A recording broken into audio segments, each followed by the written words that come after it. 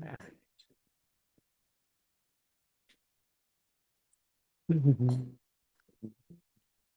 right, good morning, everyone. Good morning.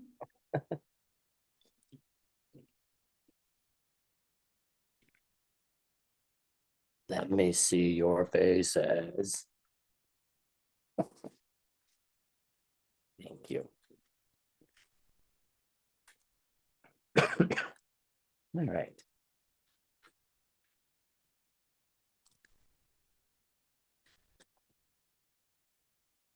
All right, 1 second. All right. So we didn't really finish last class. We got through a lot of stuff, but there's a few things that I didn't say about everything. So I want to go back and review it before we move on to our next class, because I think it's important. The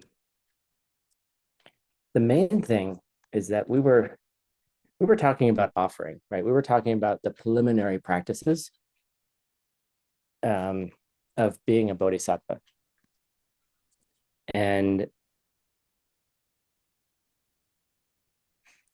there were three main, I think there were three, let me just make sure my notes are right. Sorry. Yeah, there's three main preliminary practices before we get to the fourth one, which is what today's class is about. And today's class is about how does one actually begin to purify themselves? How does one begin to understand? And this is the depressing part, but it's also the undepressing part. Like, how does one begin to, excuse me, how does one begin to understand that you've collected a tremendous amount of bad karma, even in this lifetime? Sorry, wah. And what can you do about it, right? Because once, it's an important question that once you begin to understand the ways in which your thoughts, the things you say, and the things you do create your future, inevitably, like, there's no choice. There's no like exceptions. It's not like, oh, sometimes you can do certain things and then you sometimes will get a result from it, right? And that's the depressing part, is because there's no sometimes. There's no sometimes. It's just you do something, you get the result. And the other nefarious or nasty thing about karma is that it isn't just like, oh, I had one nasty thought, so therefore I will have one just equally small nasty thought, right? It doesn't work that way, which is unfortunate. Is that, just like any kind of like seed, it grows and it grows larger, it grows, and oftentimes it grows in ways that you can't perceive it until it's way too large. Until it actually becomes a noticeable problem. It doesn't mean it wasn't there already, ripening, but it is kind of growing and growing, and all of a sudden you have a perception of it, and then you're like, shit, or worse. So, so where we are is like, as you become someone who is capable of serving people and is capable of helping people, there's all this garbage in the way, right? There's just a big pile of trash that's kind of there. And then how do you navigate it? How do you navigate the things that you've done? And then how do you navigate the things that, well, you may not even have had awareness that you were doing it, but you did it anyway,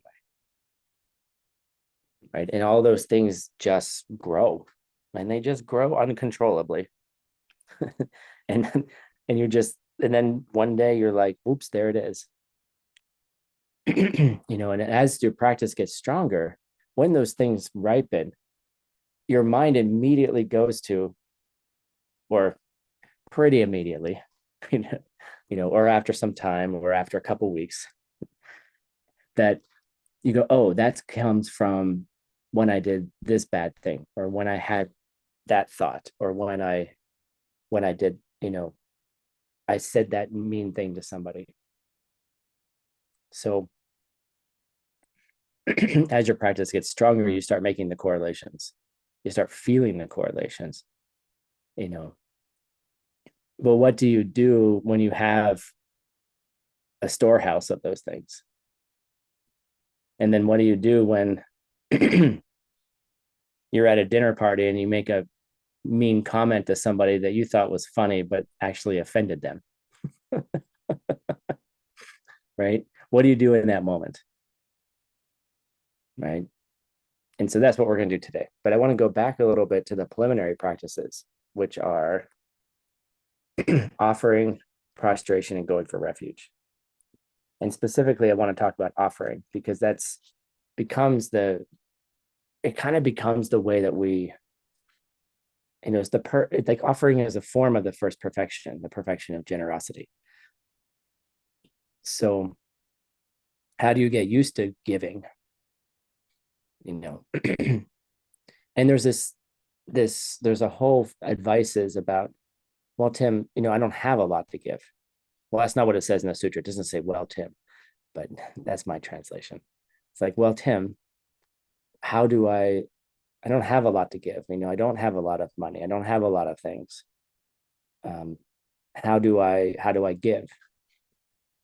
And Shantideva has a really good answer for that. And he says, well, you can give in your mind. You can imagine giving. You can imagine what it would be like to give really cool things. Oh, well, how is that giving?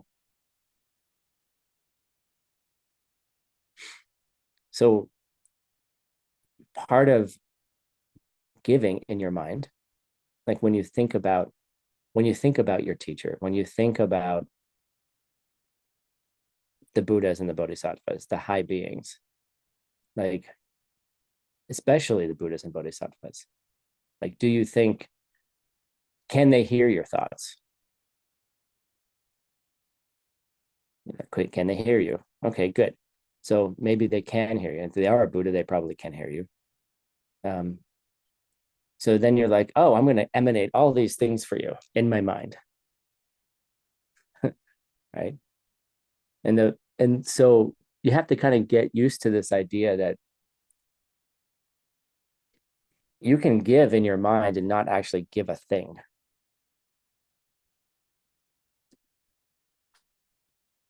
I knew that question was going to come up. Is the seed the same if we imagine it or we actually give it? That's an interesting question. And that's a question you get to sort out over the time of your practice. Because we normally start with the ideas like, well, okay, let's do the 4 steps. Okay, I need money. I want relationship. I want health, whatever it is. And then you say, okay, we'll find someone else who has the same problem. I'm sorry, translators. I'm speaking way too fast. So the first thing is you have a problem. You identify, what is it that you want? I want Buddha. I want relationship. I want money, right? I want happiness. And then you start looking around your world and you're thinking, okay, well, who else in this world do I know who wants the same thing? I don't know. Who of all the people that have your cameras on, those of you don't, you're out of luck. Who wants money?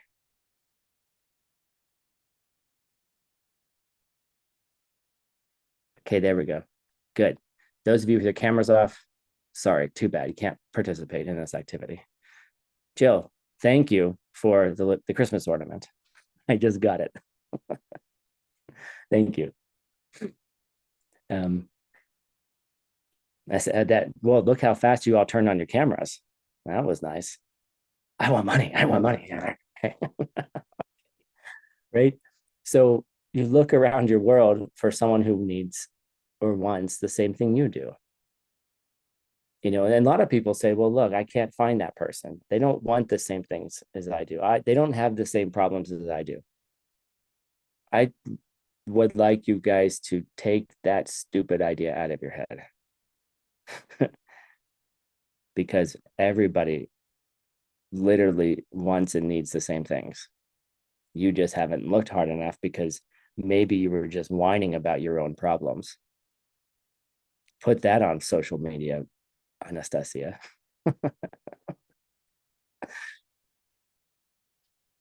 You just didn't look hard enough. You were just thinking about you. You were just thinking about the problem that you have. And your problem is real and it's experienced and it's challenging. And I get it.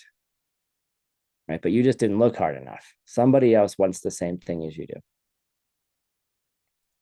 And then we say, make a plan and then go help them get it, even by talking about it. Right. And then you talk about it and then you go home and coffee meditate. Right. Boom. There they are. 4 steps. Excellent. Right. This isn't a class on karma, but it actually is. All right. You get to do your coffee meditation. Right. So the question is, I'm going to emanate offerings in my minds and give them to the Buddhas. In my mind, excuse me, my singular mind. And I'm going to give it to them, right? Is the power of that seed the same power as the seed of actually doing it? My short answer is, at first, no.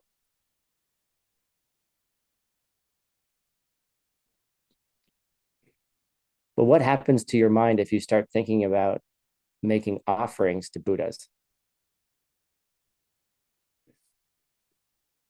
What happens, right? What happens when you're offering water, right? Or you're offering to wash their feet, right?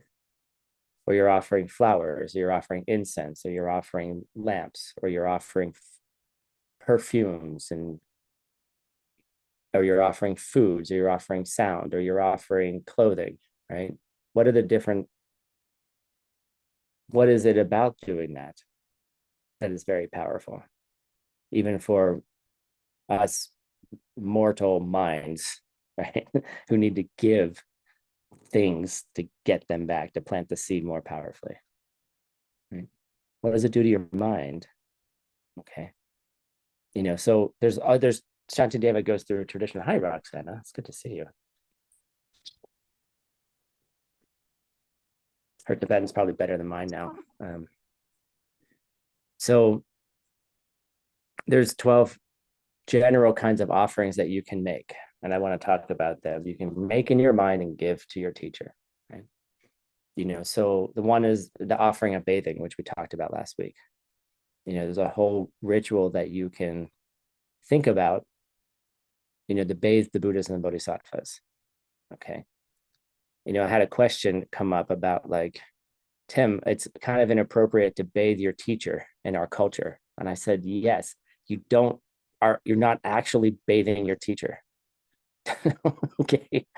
You're not like, you're not bathing your teacher. You're not coming over to their house and putting them in their bathtub. Okay. That's not what's going on. All right. That would be weird. Okay. But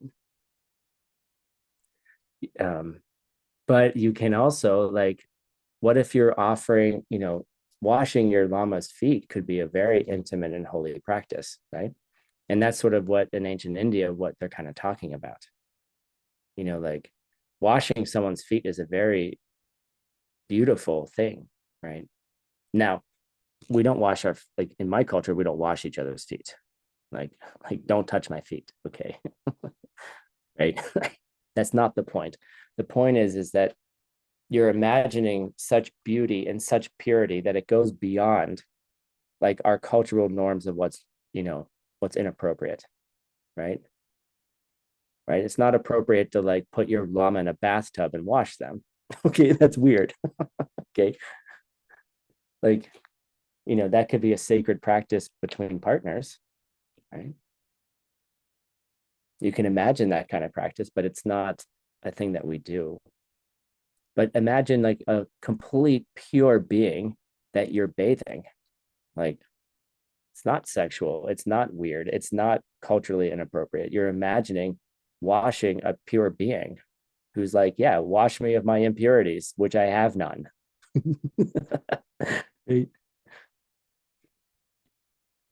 and you make it elegant, like if it is uncomfortable for you, make it in such a way that like it's appropriate, right? you know you hold up a robe, right? And then they walk into the bathtub and you can't see inside because it's steamy, right?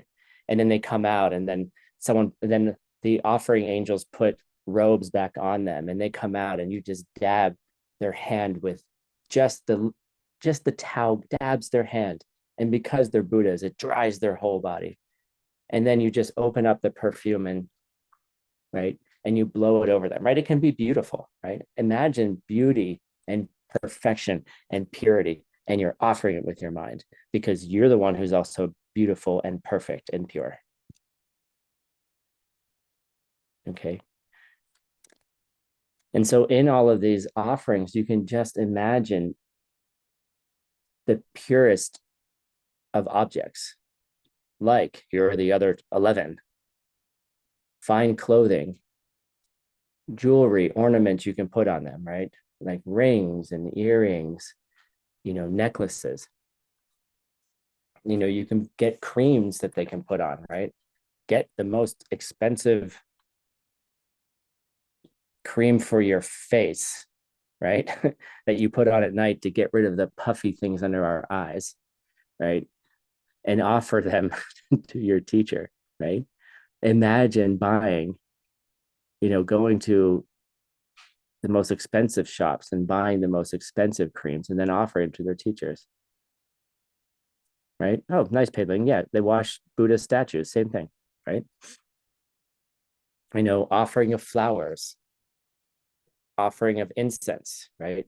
Beautiful incense smell, filling the air. Gourmet food. Don't offer your Lama rotten apple. Go find the best apple. Go find the best banana. Go find the best foods. And then when you are making those offerings in real life, find the best ones. Oh, but I can't afford the organic banana. I can only afford the non-organic banana. Okay. The Buddha doesn't care, right? To a Buddha, a banana is a rotten banana and a ripe organic banana are both bliss. Okay. But it's about you and your offering and what you're doing. Like it helps you. So you want to give them the best, even though they don't need anything. A Buddha doesn't need anything. They don't need anything at all. But what they want is for you to plant the best seeds. So give them a banana if they like bananas, right? And find the best banana and find out whether they like it green or they like it sort of yellow or they like it perfectly yellow in my case, or you like it just with a little bit of brown on the peel, or they like it just super like mushy and like super ripe, right? How does your llama like it? And spend the time finding the best banana, right?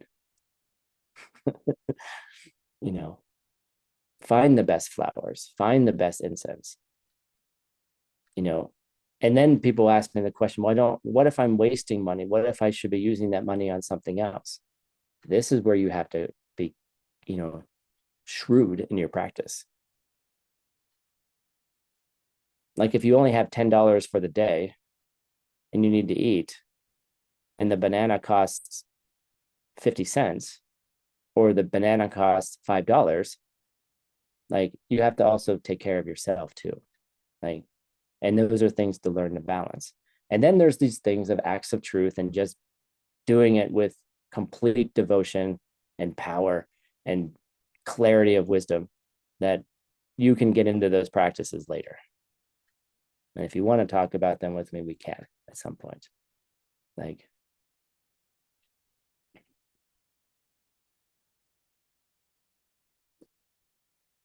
what is an act of truth of just buying the most expensive cream and offering it to your teacher?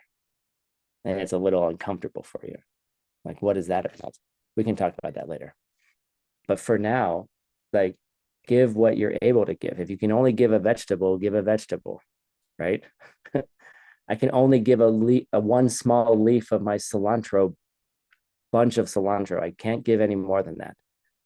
Well, the Buddhas love cilantro. Okay. you know, but if you're emanating in your mind, what if you give one little bit of cilantro, but you're imagining you're giving it to a Buddha and then you're filling a sky full of cilantro, right?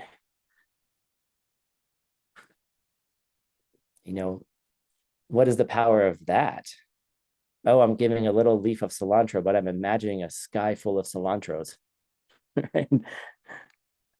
Or a sky full of bananas, or a sky full of flowers, sky full of stars, and it's getting your mind, it's training your mind in generosity. What else do we give? We give light. We give beautiful homes like mansions, glorious golden, precious jeweled made homes, right? We offer umbrellas. I like that one. Here's an umbrella. After all of that, here's a parasol, right? Right? Music, right? And then things like when you ask for a blessing, you give the blessing away so the blessings keep coming. Like, please, Lama, bless me so I can, have wisdom. Give that blessing away so you can keep it going. Right? You can offer the water that comes out of your sink, right? That's the cheapest offering, but you can offer glasses of water. How about a sky full of water, nourishing rain, right? Beautiful snow flakes coming down and, gently covering the ground, softening the sounds, right? Cooling the air, right? You can imagine all these things. Are you actually giving snowflakes? Are you actually giving water? Are you actually giving parasols in your mind? What is actually? Okay. But what happens in our mind is that it accustoms us to thinking about giving, about offering. If you get used to giving in your mind, it makes it a lot easier to give in real life. It's a lot easier, when someone's looking at a book in your bookcase and you're like, oh, here, have it. I don't need it. Well, Tim, you didn't read it yet. Whatever. You have it. I know, I know how to make more books that I like. Right. Oh, you need to use my house to make a dinner. Go ahead. Right.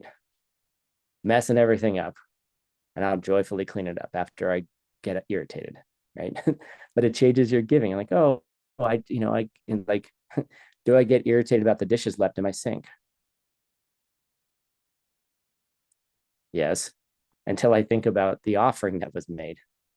The irritation lasted for half a second. It's like, oh, but this was a beautiful dinner offering. It was delicious. Do I get irritated that somebody put a hot iron skillet in my brand new stainless steel sink and burned it? Yes. For 2 seconds. And I'm like, yes, but this was an offering. Oh, look, this reminds me of that beautiful offering they made. Permanently scarred into my new sink, reminding me of that beautiful quesadilla offering, right? It changes your mind. It changes your reaction. Like, what am I going to go yell at them and then make them upset about the virtue that they did because they burned the sink a little bit? It's called impermanence. If you get irritated at impermanence, I'm sorry. Like, nothing stays new. My brand new car, second day I had it, I'm at the college, parked at the college.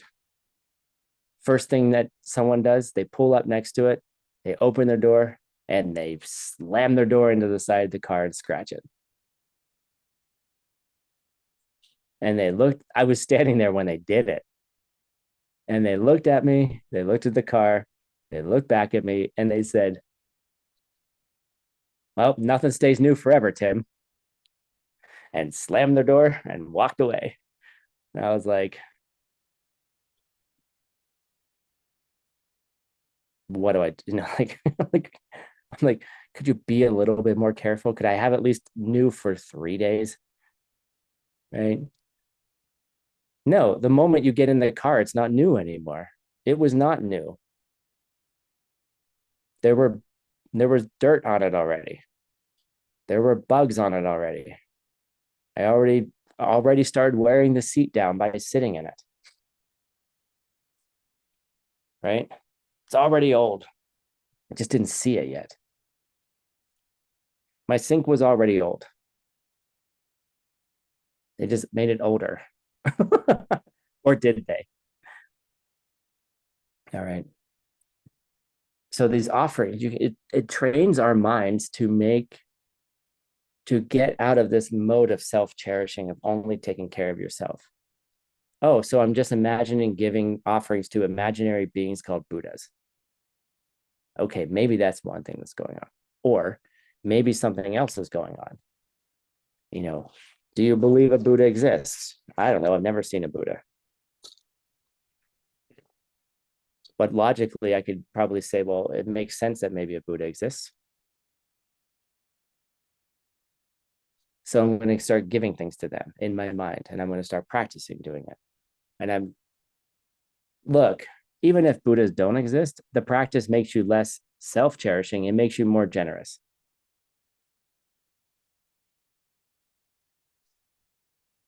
Okay. So to me, I don't care. Okay. It's, yes, do I want Buddhas to exist? Yes. Would I like to become a Buddha? Yes. Can I prove they exist? Logically, I could do a pretty good job. Have I directly experienced a fully enlightened being in their glorious Sambhogakaya? No. Then why do you do it? Because it makes me a better person. And it makes everybody else a better person.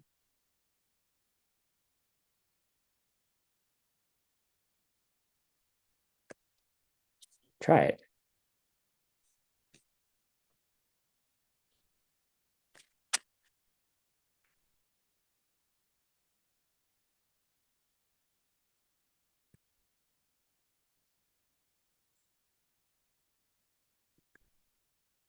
Don't believe me. Just try it yourself.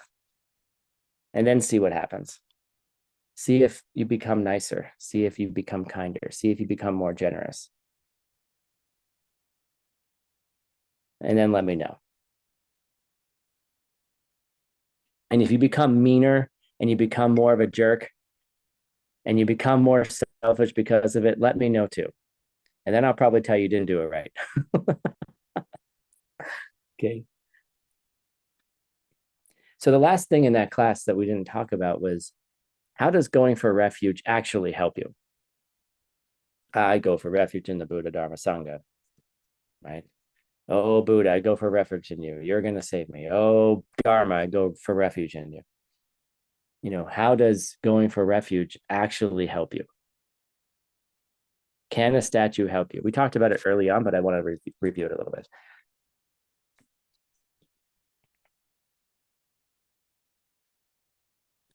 And the main reason why refuge can help us is, we always say, oh, because everything's empty, right? Well, what the hell does that mean? What does that mean? Oh, everything's empty. That's how the Buddha jewel works. How does how does a Dharma, how does a Sangha help you in understanding that emptiness?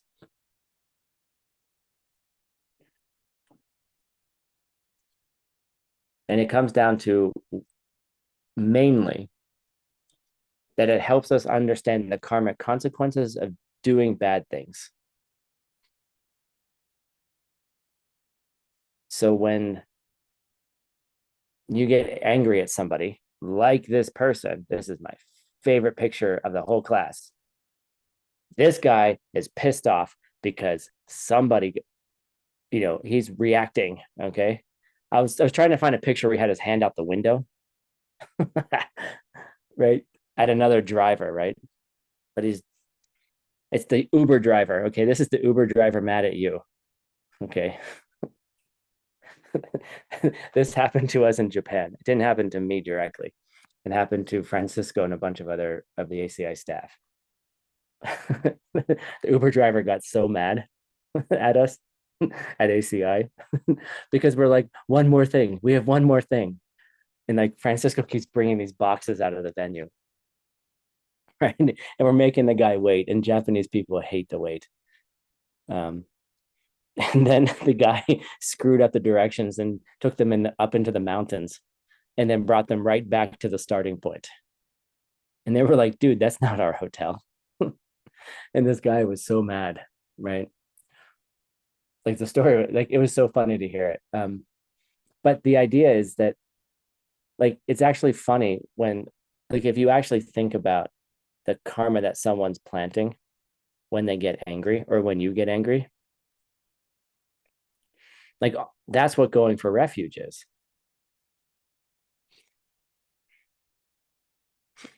Japanese people don't like to be paid when there's a mistake. It's offensive to them.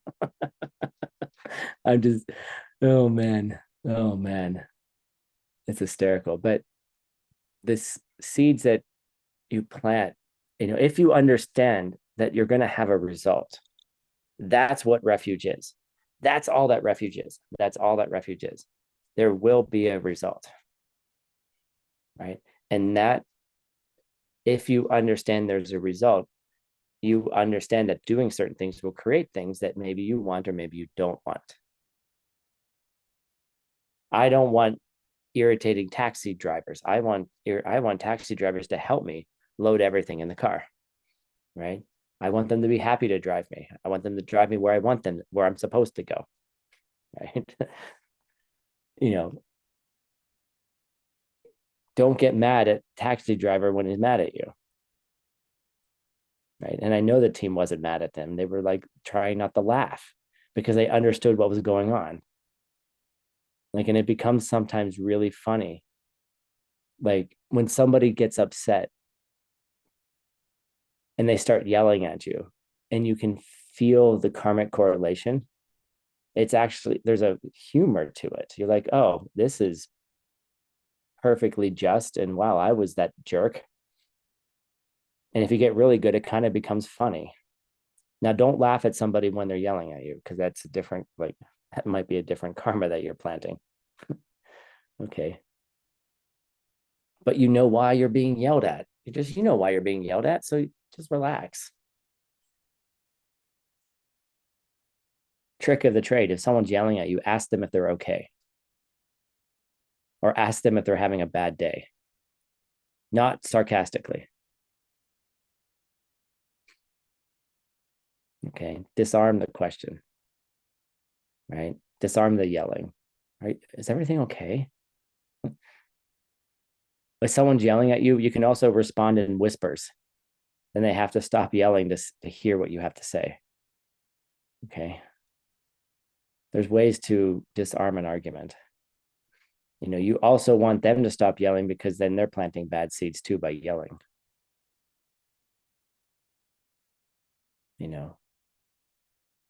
There's ways to do that. Okay.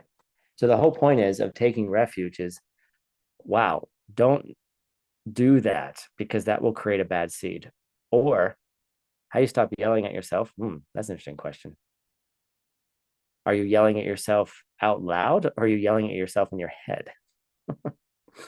I do both. I'll let you know when I solve the problem. So it's self-criticism. To stop criticizing others.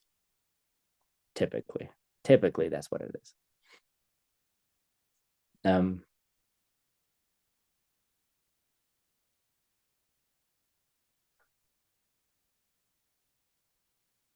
The act of going for refuge is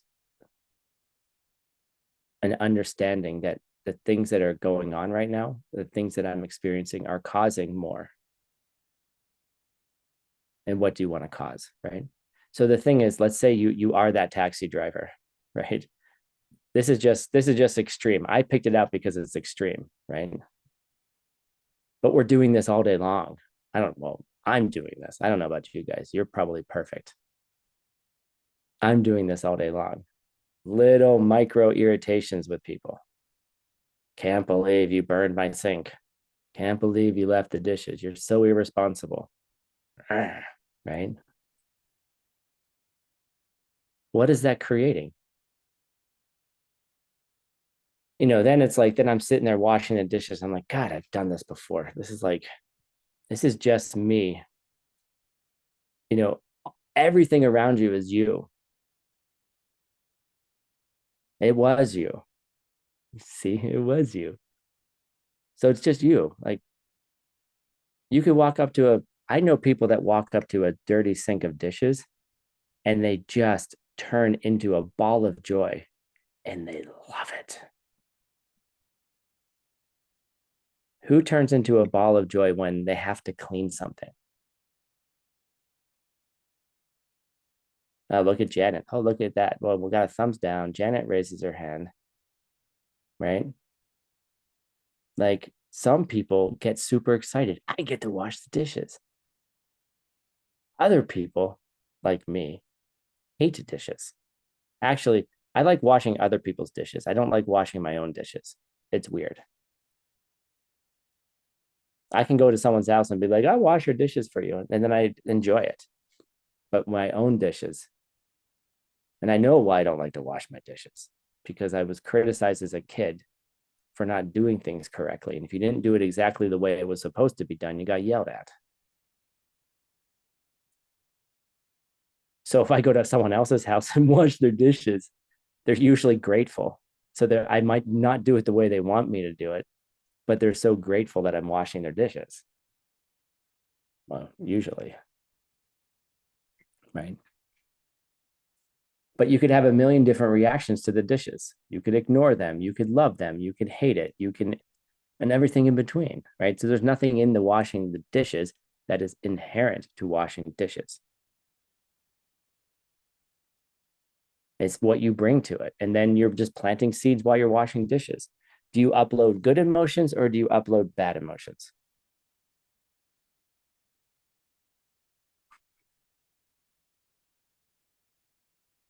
I don't know, which it doesn't matter to me. I mean, it does matter to me, but like it doesn't, I don't know. You get to choose what emotion you have, sort of. If you understand refuge, then when you're washing the dishes and you're irritated for 3 seconds, you can flip it. Well, I was like, well, Tim, it's going to take you 10 minutes to. Oh, by the way, the sink was also clogged because they didn't use the trap. So there was all this food and stuff in the drain. And then I was like, I get my plunger, and then my plunger's broken. Okay. Okay. So how long does Tim stay irritated for? That's a question. How long do you stay irritated for planting the seeds? Okay. Like, is there just happening? It's not like, get out of, okay, stop thinking that you're planting seeds because you're doing the 4 steps. You're always already doing it. It's not, you're just pointing out a time to be conscious, but you're always doing it. So how long will you stay at the dishes? I'm just going to have an irritated friend that I woke up because I'm teaching class because I got irritated about the dishes last night. Right. And that's refuge. That's refuge. Don't think of refuge as this thing where you go into a temple and you're like, oh, Buddha, I do my full prostration to you. I go to refuge to you, Buddha. Sangye Chudam Soki Choknamla, right? Chanchu Bardu. Like, no, that's not refuge. Refuge is at the sink. When someone made a dinner, left a mess, and then burned your sink with the hot iron skillet that everyone who has iron skillets knows you don't put iron skillets in the sink until they're cold. But maybe they didn't know that. Literally, I was acting like my mother for like 30 seconds. It was so irritating. I was irritated that I was acting like my mother. That's a second level irritation. Irritated about the irritation. The point is purification. What do you do when you have these moments where you're like, oh my God, I just planted a bad seed that's going to turn into something extremely large? That's the point. What do you do? And Shantideva goes, oh, I got a thing for that. And it's called the four powers or the four forces. And it mainly, the original sutra is called the Chushi Tempe Do. And I have it in a slide for you. Chushi Tempe Do. Okay. Ciao. See you later. My friend's actually not irritated. It's one of my good friends from Canada. Joel Crawford. He works for ALL. He's one of their tech people. He's their tech director, actually. So Ch is Dharma, Shi is four. Okay. This is the original source of the four powers, which you probably have heard in DCI. No. Okay. Oops, that went away. The sutra, or we could call the Ch the practices. One of the translation is the sutra on the four practices. So there's actually many different ways that the four powers get presented. Okay. So we're going to present them in a particular order, which is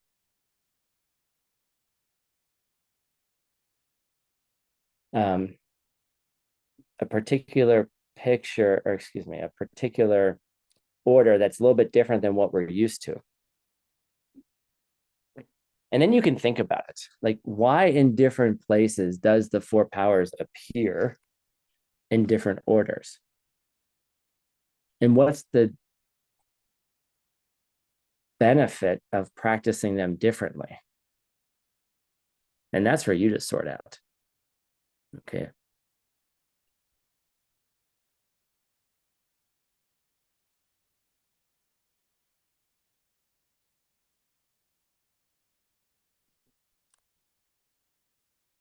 So here are the four in a different order.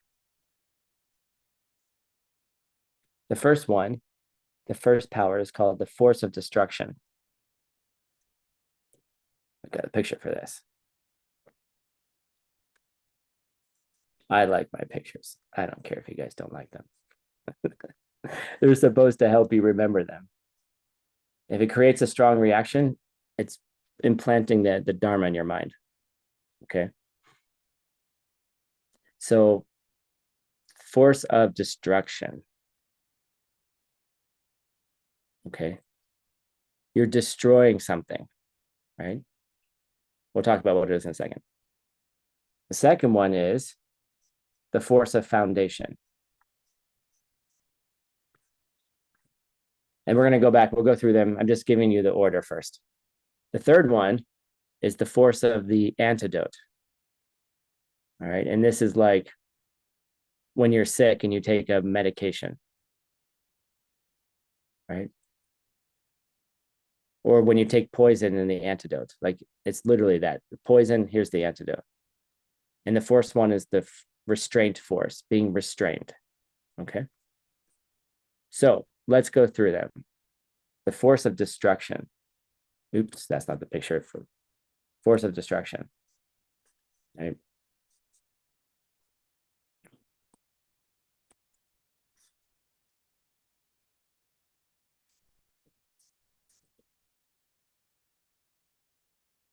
And this is specific to understanding. This is thinking of essentially thinking of emptiness. This is about thinking about refuge. Okay. And mainly is that you think that when you do something, you understand that there will have to be a result.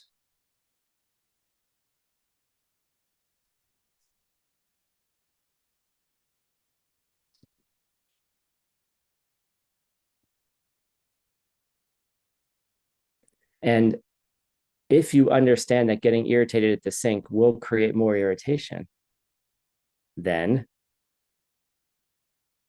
you're going to have to stop that. And just by thinking that there will be a result, that's starting the force of destruction. Right. So Alona's talking about in the chat, she's talking about having difficulty criticizing herself or yelling at herself. Right. And it's a thing that many of us do. Right. Pei Ling it doesn't like some of the pictures, so she turns off the camera. Okay, that's doesn't want to see certain images. Okay, that's great, right? Doesn't want to see certain images. And that's a force of destruction, right? That's immediately you're thinking that this will have to have a result.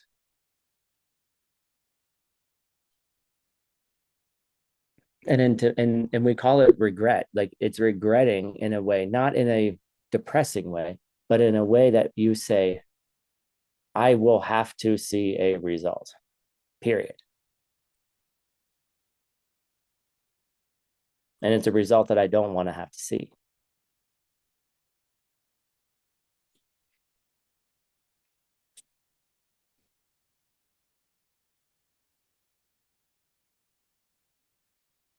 So Master Shantideva goes through four things that he says are used in the force of destruction, which is really about regret.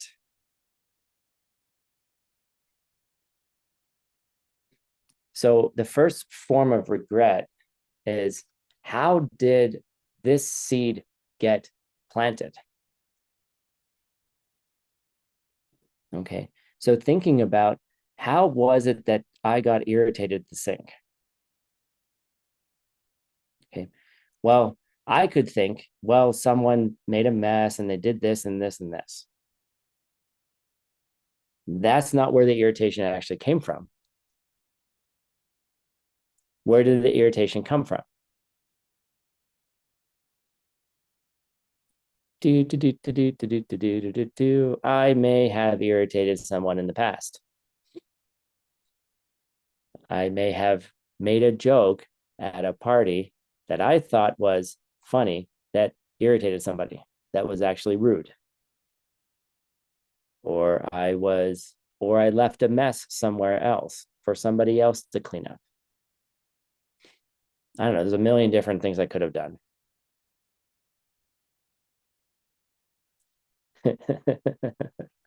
Nicely. But I did something.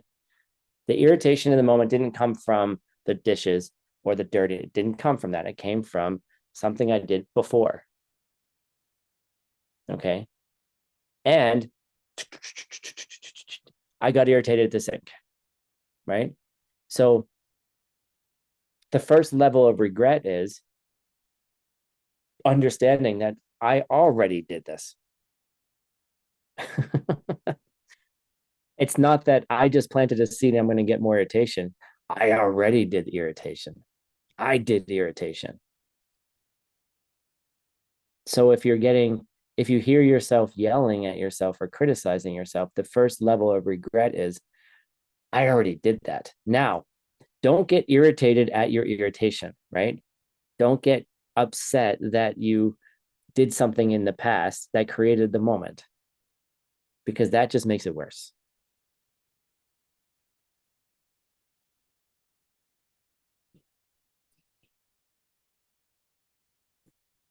We'll answer that question in a second, Joe. But you did something that irritated and it came back to you in that moment as irritation. So that's the first way of regretting, is being like, I did this already. This seed was already planted. Okay. Secondly,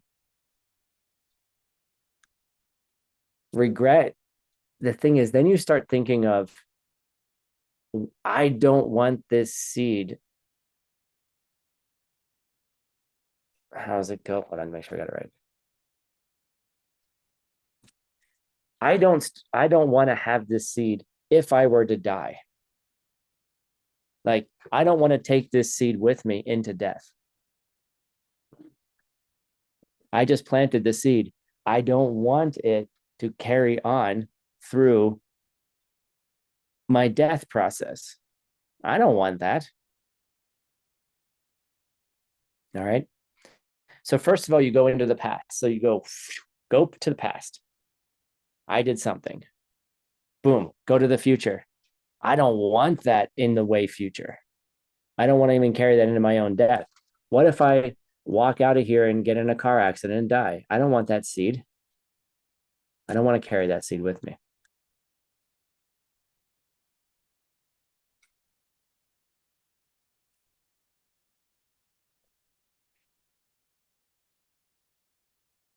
The third thing that helps develop regret is that you've collected so many deeds that are just meaningless. Okay. It's just meaningless to be upset washing your dishes. Who else was in the house? My cats. They're on the couch. What's he all upset about? Right. You know, how many of the negative deeds that we commit are just meaningless? You know, negative self-talk is really just meaningless. Can I stop it? No. Does it debilitate me at times? Yes. Do I get upset with myself? You better believe it. Okay.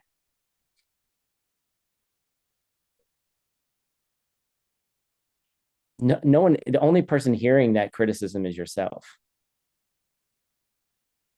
mostly. Right. So it's kind of, in a way, meaningless. But I'm not devaluing it and not recognizing it as a thing that happens to people, because it happens to all of us, I think. Right. Maybe we could have a rejoicing session on, wow, all of us self criticize. Look, we all do it. Here, raise your hand if you self criticize.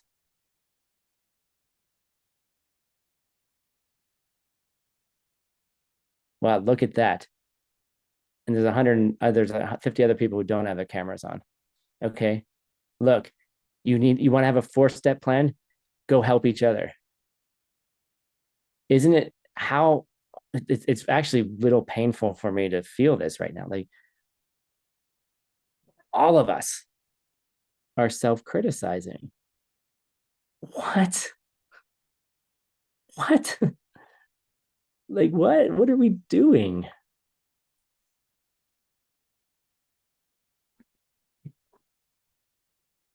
It feels like a pandemic.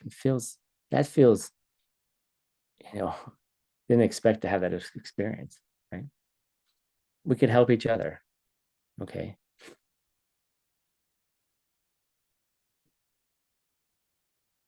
So I hope that was a wake up to yourself. The next time you're self criticizing, just remember the moment when everyone raised their hand in this class. Okay. First of all, you're not alone. And secondly, like, I thought about the person who left a beautiful, beautiful mark on my sink to remind me of the beautiful dinner we had. Right. And I'm like, I can't, this person is constantly making mistakes like this. They're not able to, they're just, they live in they bathe in self-criticism. And then anytime someone corrects them, they just spiral out. I'm like, I'm not going to do that to that person. Fine. Cheese quesadillas forever, live on forever in my sink. you know, live on forever. You know, I don't want self-criticism, so I'm not going to go yelling at this person. If they ever come over and they're cooking again, I will gently and kindly mention that when this pot is done cooking, just leave it there first until it cools down because it's iron and it stays hot longer. Fine. Whatever. Do I want 100 people on a Zoom call who self-criticize? That's the result of self-criticism, the environmental result. All right. If we can stop that, if we could just stop that in the world, because that motivates so many other emotions, so many other negativities. Okay. So those are the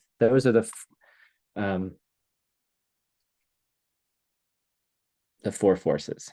How do you develop regret?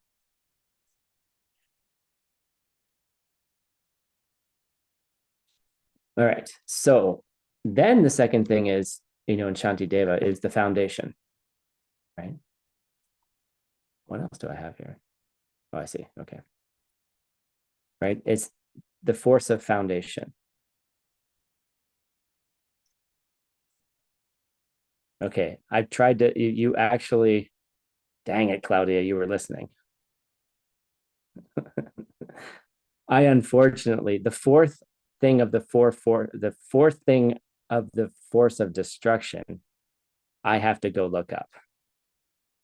I thought I had prepared everything and I did not prepare that. So I'm going to go look it up and I will let you know later. Okay. I was going to let you know later. I was just hoping nobody noticed that I didn't prepare it. Okay. Thank you. Thank you for being such a good student and keeping me honest. No, there's four qualities of the destruction force. All right. And I only gave you three. And Claudia was like, but there are four, Tim. I'm like, yes, there are four, but I somehow missed that in the preparation. I don't know what it is. So I will come back later with the answer. It's mainly about fear.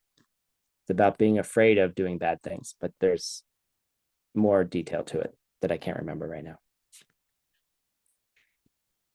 So the force of foundation, which is typically the first power. This is normally what you hear first. And then secondly, you hear about regret. These two get flipped in Shantideva, and you got to think about why.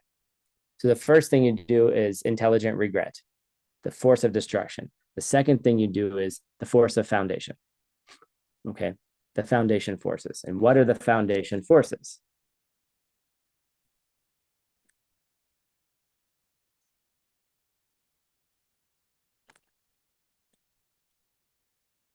Come on, guys, we talked about it for like 15 minutes about the sink. Refuge, thank you. You go for refuge. Okay.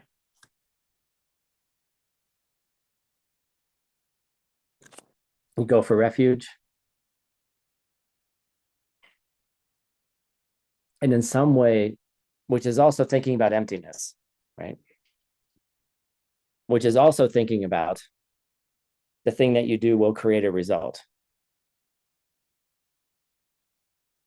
Then you're also asking for help from the Buddhas and Bodhisattvas, right? You're asking for help from the Buddhas, right? And then by following, it's interesting.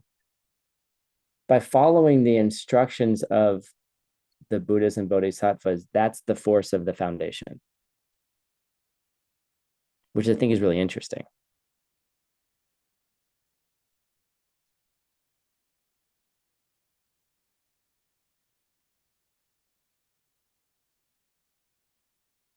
Doing what your teacher says to do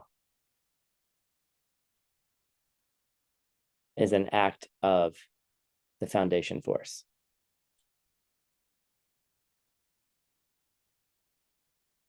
Which is an interesting thing to think about.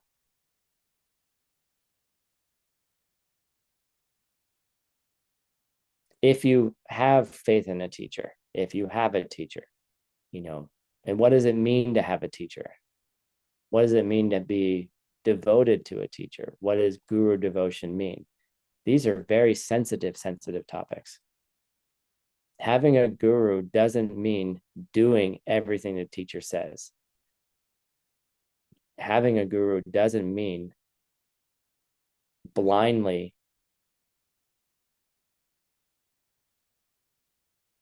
submitting to them. You are an individual. You have a mind. You have discernment.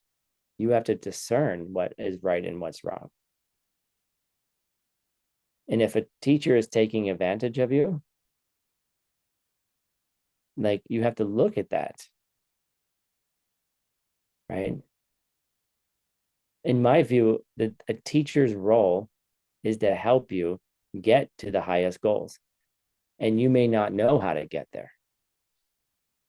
And you may not see those things, and their role is to help you there, right? But blind submission and just doing whatever a teacher says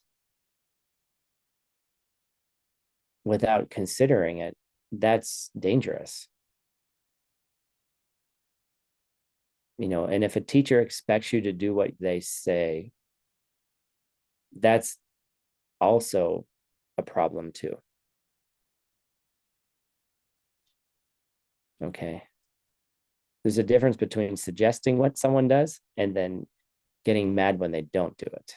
That's like parenting. That sounds like a cult. Okay. Like, but also following the Buddha's instructions is an act of the foundation force. Okay. But the Buddha's instructions are really about what things to start doing and what things to stop doing. Like, and this is mainly about your mind and the way you treat other people. Like, when I've asked my teacher about whether I should do something or not, they're always like, I'm not making that decision for you. You figure it out. I'm not responsible for those decisions. You think about it. You think about what's the best for people, what's best for you, what's going to hurt people, and what's going to help them. That's your problem. That's your life. That's your karma. Do they want you to do the thing that's going to help you the most? Yes. But what is that? What's the best seed to plant in the moment? Okay. That's the force of foundation, which actually leads into the force of destruction, or the force of destruction leads into the force of foundation. They're kind of very similar.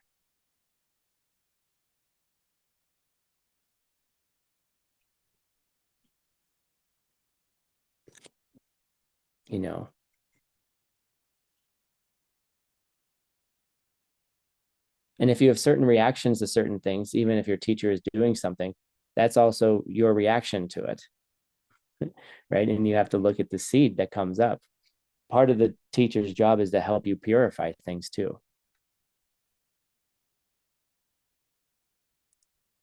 Oh, Nadia, he's so cute. Oh, look at this, guys. We're going to celebrate children right now. Look at this. Okay, stop that. Where did it go? There. Look how cute. Hi. It's so cute. Oh, all right. So, right. So all of those feelings, inappropriateness, weird, all of those things, those are seeds that are opening up in you. So why are they opening up in you? Right. And that's the question to ask. Right. And, then you have to evaluate why you're seeing those things. And then you have to evaluate, well, is that the teacher that I want to study with? Right. Like if you're seeing things as inappropriate, then that's your seeds to see it that way. And then you have to evaluate if that's right for you or not. That's what checking a teacher is about, right?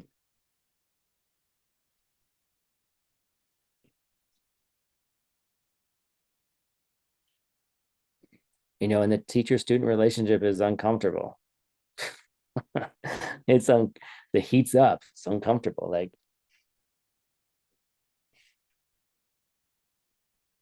But if you understand the emptiness of it, it can be very, very powerful, right?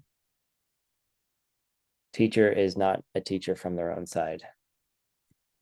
Don't forget that.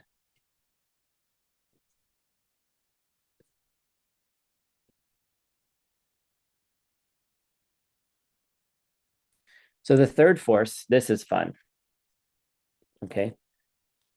The antidote. Okay. Which again, this is interesting because normally we teach this as number 4. But this is number 3. The antidote. Right? What are you going to do to counterbalance the karma that you just planted? What are you going to do that you just got irritated at the sink? What are you going to do to counterbalance that? Right? What good seeds could you put into play in that moment? What are some of those things? Let's have a look.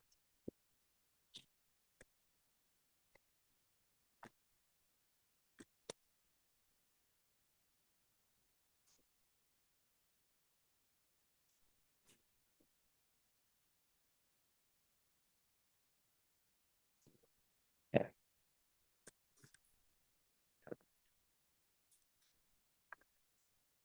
So the first thing is study. Study emptiness. Study the scriptures. Study the instructions of the Buddha.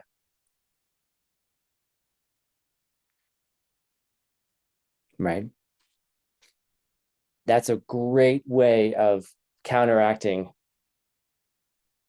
because what happens is that the more you study, the quicker you will come to realize that the moment you're experiencing, you need to stop the negative seed as fast as possible. Right? The irritation with the sink, right? The more you study, the faster you will get at catching yourself in the midst of a negative emotion. The faster you will catch yourself at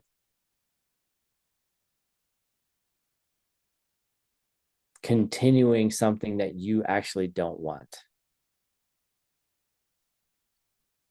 And study will do that. Class time, sitting in class, thinking about these ideas, right? Okay, first, that's the first one, is study. The second one is meditate, right? Meditating on emptiness. So the first one is get all of your ducks in line, get all the ideas in your head. And then secondly is meditate on them.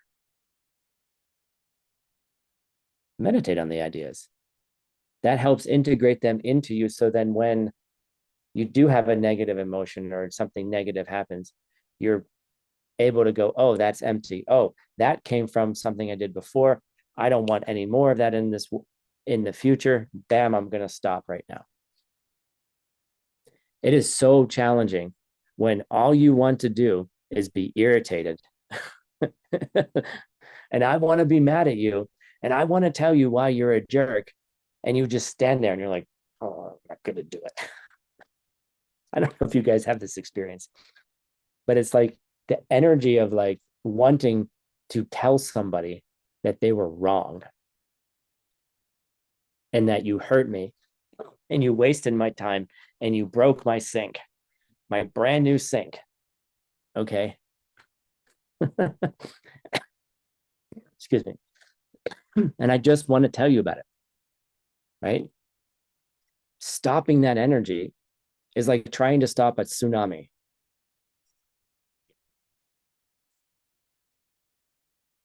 Because all you want to do is let it go.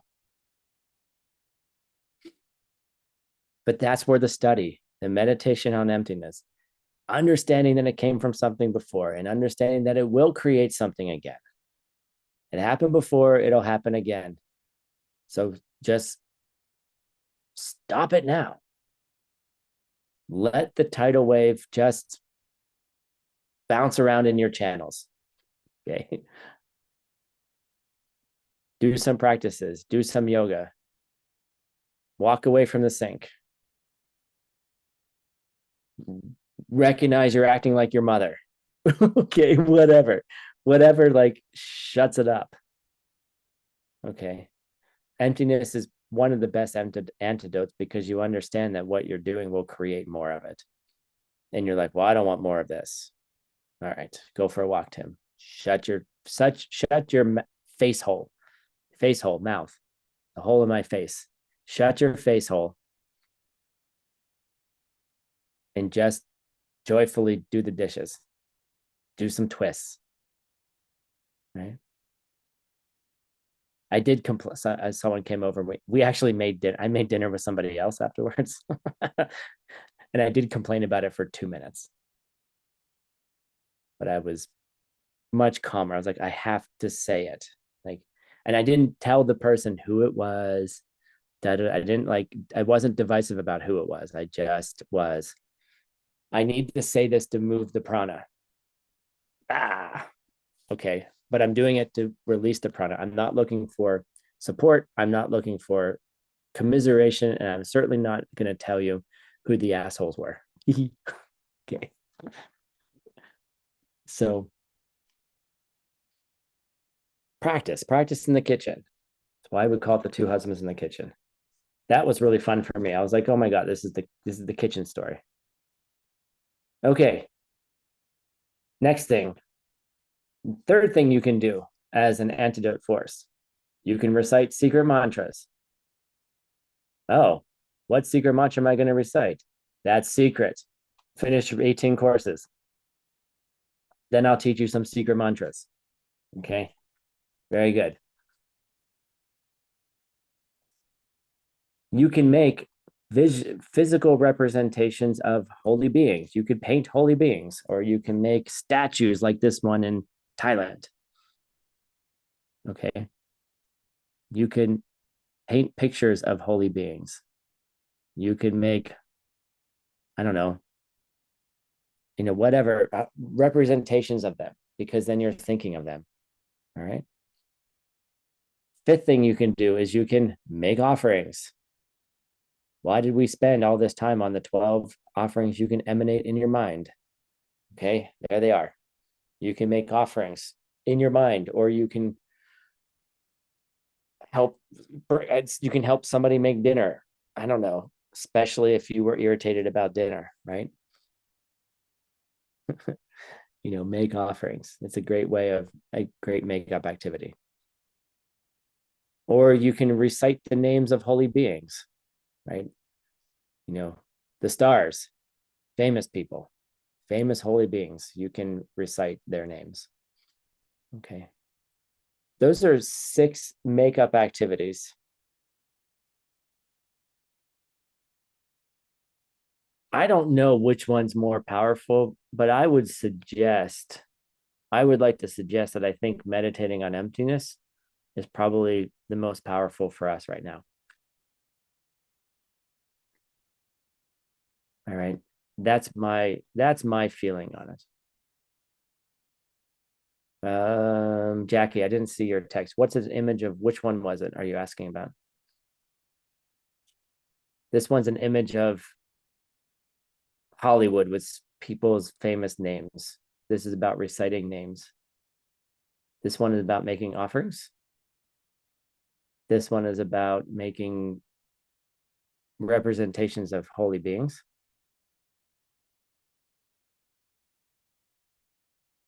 This one is reciting secret mantras, which I can't tell you what they are yet. This is meditating on emptiness. And this one is studying emptiness, studying the books about emptiness. All of those things you can do.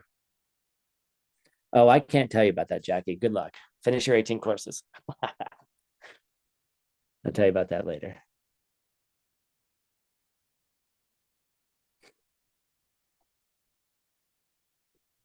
Planting seeds. Avenue of the Stars. Yeah, see, someone gets my jokes. All of my pictures are connected in some way. All right. So what didn't I talk about? Foundation. Da, da, da, da. Oh, the fourth one. What's the fourth one? Restraint, right? The fourth one is about restraining yourself from doing the deeds, right? Like here's this person like tying their arms up so they don't do something, right? And the idea of the force of restraint is that you think about not doing that deed for a certain period of time. You say, okay, I'm not going to get irritated for 5 seconds.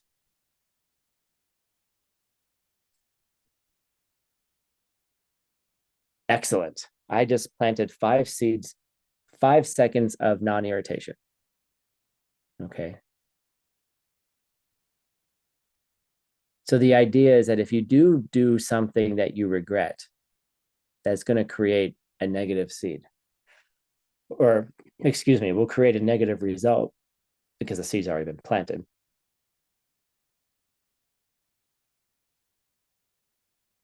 If you restrain yourself from doing that deed, the ultimate restraint is, of course, never doing it again. But very rarely, when you're trying to work on things like anger or irritation, or all most of the things that we do on a day-to-day basis, the habits we have, we're not going to be able to say, I'm never going to get irritated again. I'm never going to get mad again. That's ignorant. Okay. But if you give a certain time frame and say, okay, well, I'm not going to get upset for, I don't know, 1 minute. I'm not going to get upset. Okay, let's pretend you're super upset. I'm not going to get upset for 2 seconds, 5 seconds, 10 seconds, whatever it is, right? Then you're planting the opposite habit to form within you. You know, and that is a very, very powerful seed. When you're doing it in the context of the 4 forces, the 4 powers, making a commitment not to do it again for a time period is extremely powerful. But don't say, I'm never going to get irritated again. And then you're basically lying. Okay. You're creating another bad seed by lying that you're never going to get irritated again. I'm never going to self-criticize again because I saw all the people on here who are self-criticizers. Yeah, good luck. Like, self-criticism is nefarious. Like it'll sneak its way in. The prana will sneak its way in, I promise. I've been working on this for a long time. So how can you do it for, can you not do it for 2 seconds? Yes. Okay, just didn't do it. Great. So what you're doing is you're planting a seed that's absent of that self-criticism. Okay, I'm gonna say it again. This is important. In the restraint, you're planting a seed for the absence of the thing because it's not there.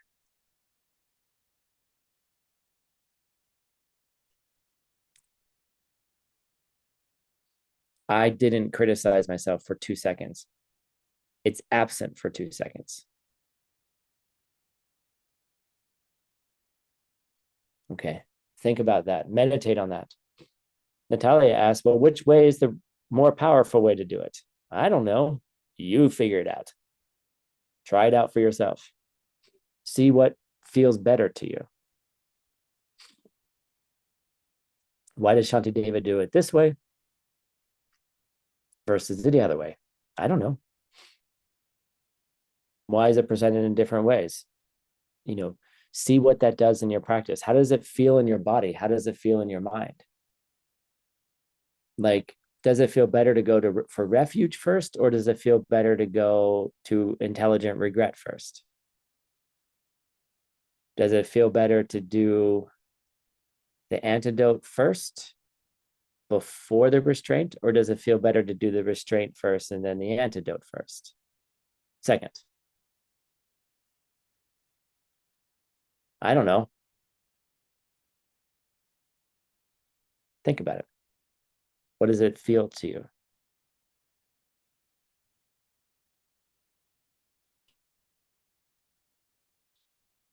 Does it feel better to do an antidote and a makeup activity first and then do 2 seconds of non-self-criticism?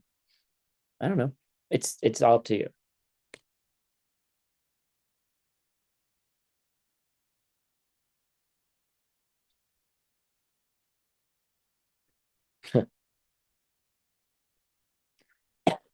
Claudia asked a good question.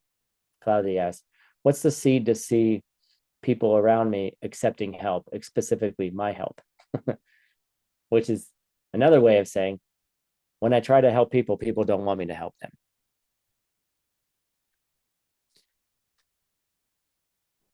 All right, Claudia, why do you think you have to see it that way?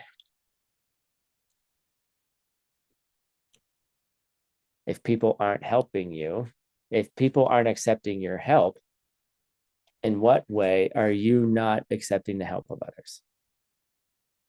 In subtle ways. Dime. I've been working on that. Wait.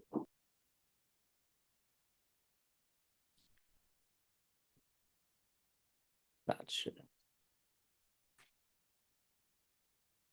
I've been working on that state of accepting help of others, but still, my old lady didn't want me to take her out and have a beautiful day. It's like, so, Okay. Well, I would say a couple of things here. One is a good deed can't create a bad result. Why didn't someone tell me my camera was dirty? That's better. Sorry about having a dirty camera. Everyone, Natalia's like, maybe I'm purifying something. Maybe it was dirty on purpose. Okay, so a good deed cannot create a bad result. So if you're helping somebody and someone gets irritated with you, different seeds.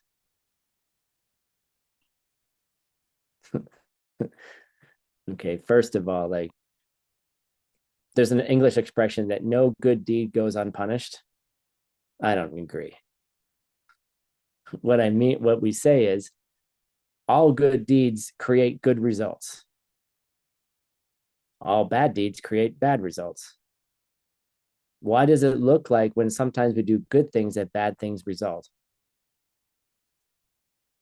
That's an interesting seed to look at. For me, that's a more interesting seed. Why, when good things happen, does it seem like a bad result comes? Why do you guys think? They're not related in the sense that the good deed did not create the bad deed. But why does it seem that way? Why do we perceive it that way? And why does it, right? Yeah. Why?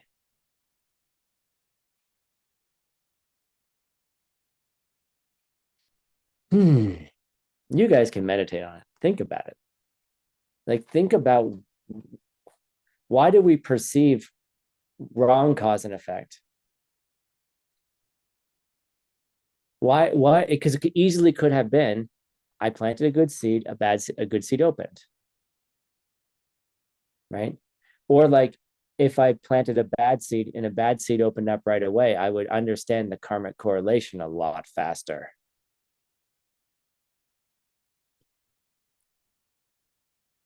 Right?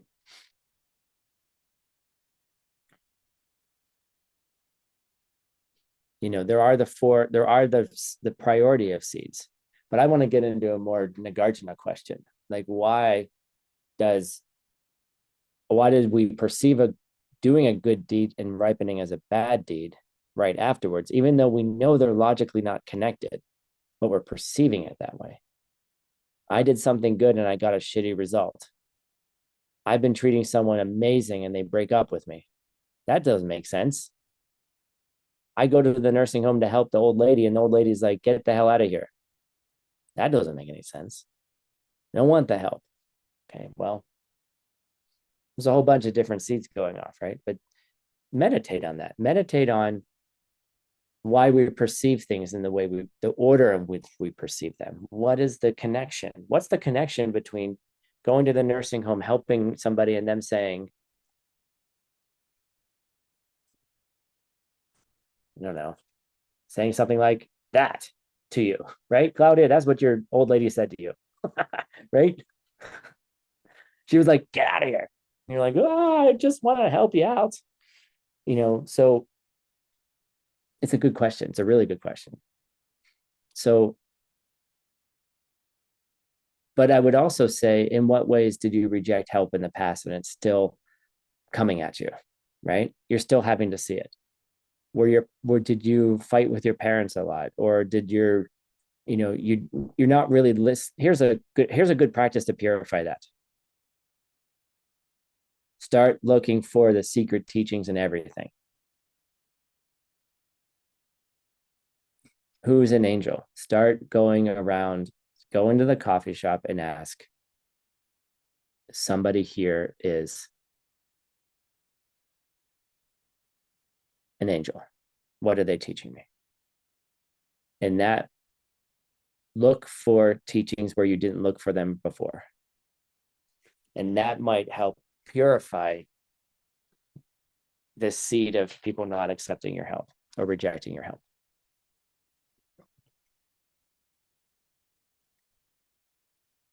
Did I cover all the content? Let's see here.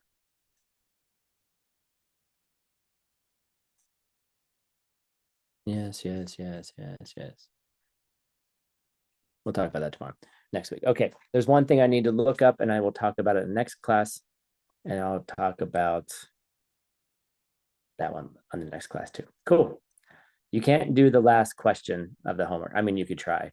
I'll talk about the last question of the homework next time, excuse me. That would be weird.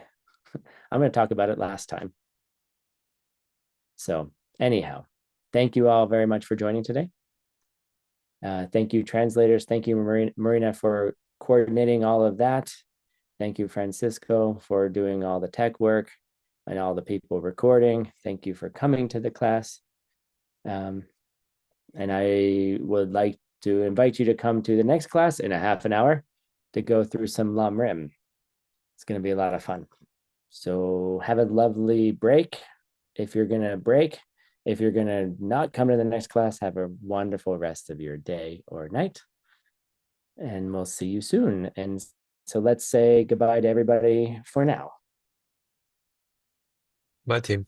Bye-bye. Goodbye. Thank Goodbye. you. Gracias, Tim. Bye. Bye, everybody. Bye. Thank you so much. Arrivederci. Teaching. Thank you very much. 再见，老师，拜拜。Grazie. 谢谢 Tim 老师。